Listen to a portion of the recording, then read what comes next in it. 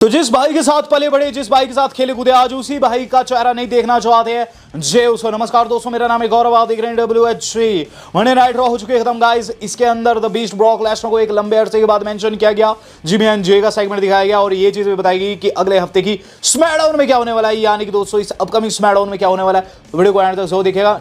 आज की इस वीडियो में दोस्तों मुझे कोई लाइक वाइक नहीं चाहिए। सबसे पहले दोस्तों बात कर ली जाए रॉ की शुरुआत की। रिया ब्लडी रिप्ले रिंग में आ चुकी है और मिजोरी से दोस्तों उनका प्रोमो बिगन हो चुका है। यहाँ रिया रिप्ले क्या कहती है, पहले सेगमेंट में वही चीज कहती है कि वो लिव एंड रैक्वेल रॉड्रिगेज के भगोड़ेपन से परेशान हो चुकी है, क्योंकि हमेशा वो हल्का फुल्का मारती है और वहां से भाग जाती है। और ऐसे में वो चाहती है कि वो रिंग में आकर दोनों के दोनों रिया रिप्ले को फेस करे। यहां दोस्तों हम लोगों को देखने को मिलती है वहां सरप्राइजिंगली टिफनी स्ट्रैटन की एंट्री। टिफनी स्ट्रैटन आती है और ये चीज बताती है कि रिया तुम्हें नाया जैक्स के पंगे में नहीं फंसना चाहिए, क्योंकि आप जानते हैं बीती स्मैकडाउन में उन्होंने नाया जैक्स को बिग बूट लगा दिया था। तो यही चीज समझाने टिफनी स्ट्रैटन वहां समझाने जो है आ रखी थी। और गाइज टिफनी स्ट्रैटन जो है काफी बखूबी से यहां समझाती भी है। लेकिन गाइज यहाँ एक ट्विस्ट आ जाता है। यहाँ दोनों के बीच में दोस्तों जब चीजें गर्माती, पीछे से दोस्तों लिव एंड रैकुल ने अटैक कर दिया, दोनों पर ही कर दिया। और गाइज टिफनी को बेचारी को बिन बात के मार पड़ गई। वहां लिव ने ब्रीफ केस से उनकी पीठ पर शॉट लगाया और फिर टाइटल हवा में लहराया। इस दौरान रैकुल ने भी उनकी मदद की है अटैक में। और गाइज उसके बाद दोनों वहां से निकल जाती है। इसके बाद बैक साइड देखने को मिलता है कि रिया रिप्ले कहती है कि वो मैच चाहती है लिव एंड रैकुल के खिलाफ। वहां दोस्तों एडम पेयर्स कहते हैं चीजें ऐसे नहीं चलती है, ऐसे में तुम्हें अपनी कोई पार्टनर खोजनी पड़ेगी। वहीं आ जाती है टिफनी स्ट्रैटन और गाइज एडम पेयर्स कहते हैं क्या ये चलेगी, जिस पर रिया रिप्ले कहती है फाइन ये चलेगी। और उसके बाद दोस्तों हम लोगों को देखने को मिलता है टैग टीम चैंपियनशिप वाला मैच। तो गाइज जेड कार्गिल बियांका आज के रिंग के अंदर उनका आज चैंपियनशिप दांव पर था अगेंस्ट डैमेज कंट्रोल। यहां दोस्तों हम लोगों को जो NXT की सुपरस्टार्स है लैश लेजेंड जकारा, जो कि स्मैकडाउन में भी आई थी लास्ट वीक, वो देखने को मिलती है ऑडियंस में। और इन्होंने दोस्तों एंड में गंद डाल दिया, जहां ईओ स्काई को दोस्तों एंड जैसे में हिट कर देती है, जहां अंदर ईओ स्काई को फिनिशर लग जाता है बियांका का और वो मैच में जीत जाती है। यानी कि बियांका एंड जेड जीती है, लेकिन इंटरफेरेंस NXT के इन सितारों की रही। इसके बाद दोस्तों फिन बैलर कहते हैं उन्हें डेमिन के खिलाफ रीमैच चाहिए। एडम पेयर्स को कहते हैं, एडम पेयर्स कहते हैं देखो मैच तो हो गया, तो ऐसे में रीमैच नहीं मिलेगा, लेकिन एक चीज़ श्योर है कि तुम टैग टाइटल्स डिफेंड नहीं कर रहे हो और शायद से तुम्हें महीना हो चुका है। और यहाँ मैं बताना चाहूँगा तुम दोनों को कि मैंने तुम दोनों के लिए एक टूर्नामेंट रखी है जो कि एक कंटेंडर तुम्हें आगे प्रोवाइड करेगा। इन द मीन टाइम दोस्तों लिव आकर पूछती है, लिव एंड रैकुल आकर पूछती है वहाँ फिन से कि डेमिन वाले मैच का क्या हुआ। फिन कहते हैं कि बात नहीं बनी और वहाँ से नाखुश निकल जाते हैं। इस दौरान जो कार्लिटो है उनकी गंदी नज़रें रैकुल के ऊपर पड़ती है और उनका सेव छूट जाता है। इसके बाद दोस्तों हम लोगों को देखने को मिलता है कि WWE वाले नेक्स्ट स्मैकडाउन के लिए क्या एडवर्टाइज करें। नेक्स्ट स्मैकडाउन के लिए दोस्तों WWE वालों का जो थीम है वो है बदला।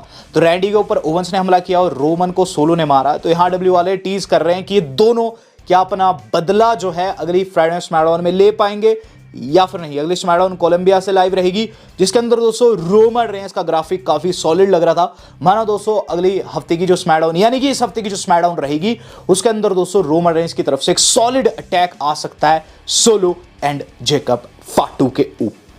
इसके बाद दोस्तों अमेरिकन मैड का हम लोगों को फिर से टीज देखने को मिल गया कि कैसे अमेरिका को ग्रेट बनाया जाए। और उसके बाद दोस्तों ब्रॉन ब्रेकर की तरफ से हमें पता चला कि आखिर क्यों अटैक वो कर रहे हैं जे के ऊपर। यहाँ ब्रॉन ब्रेकर बता दे कि देखो तुमने क्या किया, तुमने अभी से 2 हफ्ते पहले जब मैं आया तुमसे हाथ मिलाया, मैंने कहा कि आई रिस्पेक्ट यू, जिस पर तुम्हें कहना चाहिए था आई रिस्पेक्ट यू टू।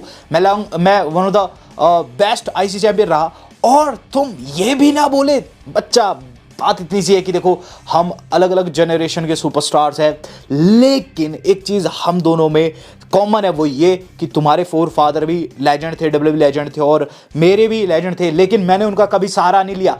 तू सहारे से ही बना है, पहले अपने बाप के सहारे से, और उसके बाद जब तैने देखा कि तेरा भाई टॉप पर जा चुका है तो तुझे याद आया कि तुझे भी चैंपियन बनना है। तो तूने कहीं ना कहीं सहारा ही लिया और तुझ में और मुझ में यही अंतर है। और एक चीज श्योर है कि जब मैं तुझे अब पीटूंगा तो इनमें से कोई भी तुझे बचाने नहीं आने वाला। तो यह कहीं ना कहीं दोस्तों एक ऐसा आप कह सकते हैं सिनारियो क्रिएट किया जा रहा है जहां दोस्तों हो सकता है एंड में आकर रोमन ही जे को बचाए। बात की जाए इसके बाद क्या हुआ। इसके बाद दोस्तों जो अगली चीज हम लोगों ने देखी वो था एडम पेयर्स की डिफरेंट मीटिंग। तो पहले उन्होंने सैटरडे को कर दी थी, वो दिखाई जाती है रीड के साथ में थी। रीड को जाकर समझाते हैं कि देखो तुमने काफ़ी गलत किया, रैफ वैफ को मारकर लास्ट मैच में सेथ के खिलाफ तुम्हें मैं मैच इस टाइम नहीं दे सकता। रीड कहते हैं कि मैंने ऐसा क्यों किया ताकि मैं टॉप पर आ सकूँ और इस वक्त कहीं ना कहीं मैंने अपने को प्रूफ किया है, लेकिन मैं मेन इवेंट में जाना चाहता हूँ और सेथ को पीट कर ही ऐसे हो सकता है ये चीज़ तभी पॉसिबल है जब मैं अपने अर्थ एनिमी को हरा दूं, जिस पर दोस्तों जो हमारे एडम पेयर्स को कहते हैं। ठीक है, इसके बारे में विचार करूंगा, लेकिन एक चीज़ तुझे मुझसे वादा करनी पड़ेगी कि तू इस चीज़ के लिए इंतज़ार करेगा, सैथ के रिप्लाई के लिए इंतज़ार करेगा और कोई धम नहीं मचाएगा। इसके बाद दोस्तों सैथ से जाकर मिलते हैं। सैथ रॉलिंस को कहते हैं कि देखो सैथ, तुम हमारे टॉप गाय हो सैथ, और इस टाइम जो रीड है वो तबाही मचा रखा है। तुम्हें पास्ट में इंजरी आ चुकी है, फिर से इंजरीज आ सकती है, इंजरीज वाला इशू काफ़ी बड़ा रहता है, जिस पर दोस्तों सैथ कहते हैं उन्हें इंजरी से फ़र्क नहीं पड़ता क्योंकि ये गेम का पार्ट है। और यहाँ एडम पेयर्स को भूलना नहीं चाहिए कि वो बीस्ट स्लेयर रह चुके हैं। यहाँ ब्रॉक लेसनर को मेंशन किया गया है। यहाँ दोस्तों कहते हैं कि वो बीस्ट प्लेयर रह चुके हैं, उन्होंने किंग्स को कॉन्कर किया है यानी कि ट्रिपल एच, और वो रीड को भी टक्कर दे सकते हैं, जिस पर दोस्तों एडम पेयर्स इस मैच के ऊपर विचार करते हुए हम ही भरते हैं और वहां से निकल जाते हैं। अब गाइज हम लोगों को देखने को मिल रहा है एक mega return. Alpha academy ring के अंदर आ चुके हैं, उन्हें पता नहीं था उनके ओपोनेंट कौन हो गए। और गाइज यहाँ जो ओपोनेंट करते हैं वो गाइज काफी तगड़े थे। वॉर रेडर्स लौट आए हैं अपने ओजी यानी कि ओल्ड नेम के साथ। उनके साथ अब उनकी जो लड़की रहती थी वो नहीं थी। यहाँ वॉर रेडर्स की मैच की बात करूँ, वॉर रेडर्स मुझे हील लगे क्योंकि इसके अंदर बीच में उन्होंने ओटिस को एक चीप अटैक किया है, और गाइज उसके बाद मैच के एंड में उन्होंने तुजावा को शिकार बनाया, कमज़ोर को शिकार बनाया और अपना फिनिशर लगाकर पिनफॉल में ले लिया। वॉर रेडर्स की दोस्तों जो ये वापसी है मुझे कहीं ना कहीं उनके NXT दिनों की याद दिला रही है। अब वॉर रेडर्स दोस्तों ऐसे रुकी या फिर दोस्तों कह लीजिए जॉब पर ट्रीट नहीं किए जाएंगे। अब वॉर रेडर्स को ट्रिपल एच बहुत अच्छा बुक करने वाले हैं। हम देख रहे हैं दोस्तों अब कोडी रोड्स की एंट्रेंस। कोडी रोड्स ने भी आज ब्रॉक लेसनर को मेंशन कर दिया। वेल गाइस मैं नहीं जानता था ऐसा कुछ होगा रॉ में, और द बीस्ट ब्रॉक लेसनर को 2 बार मेंशन किया गया। तो कोडी आते हैं और कोडी दोस्तों रिंग के अंदर आकर दोस्तों सबसे पहले तो याद दिलाते हैं लोगों को कि ये वही जगह है जहां से वी वांट कोडी की शुरुआत हुई थी। हर कोई वी वांट कोडी की फिर से चैनल लगाता है। कोडी मुस्कुराते हैं और कहते हैं थैंक यू सो मच, आपने मुझे इतना सपोर्ट किया।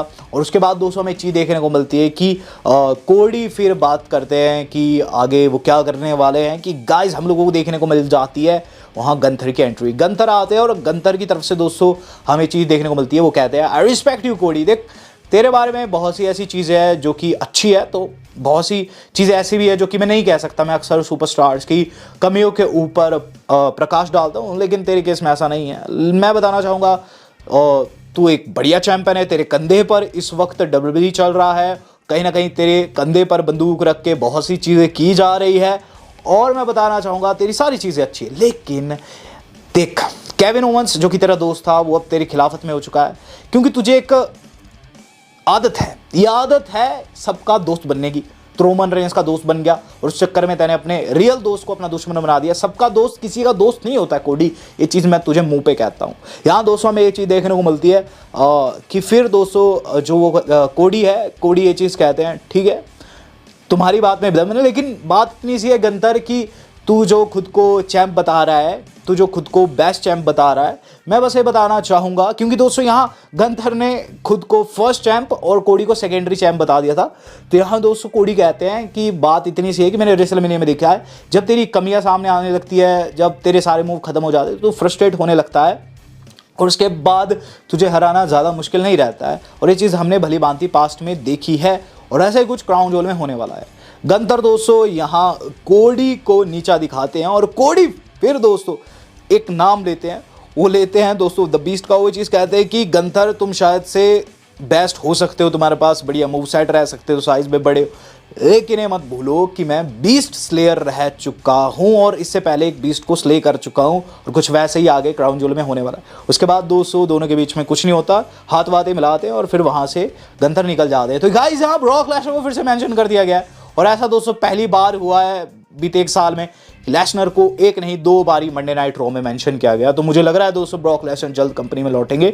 बात की जाए इसके बाद क्या, इसके बाद दोस्तों हम लोगों को ड्रैगन लीग की तरफ से एक टीज देखने को मिला। ड्रैगन लीग का दोस्तों पंख निकल आए हैं, ऐसा कुछ दिखाया जाता है दोस्तों। कुल मिलाकर ड्रैगन लीग की तरफ से हम लोगों को एक सॉलिड टीज देखने को मिला है उनके नेक्स्ट आप कह सकते हैं कैरेक्टर के लिए।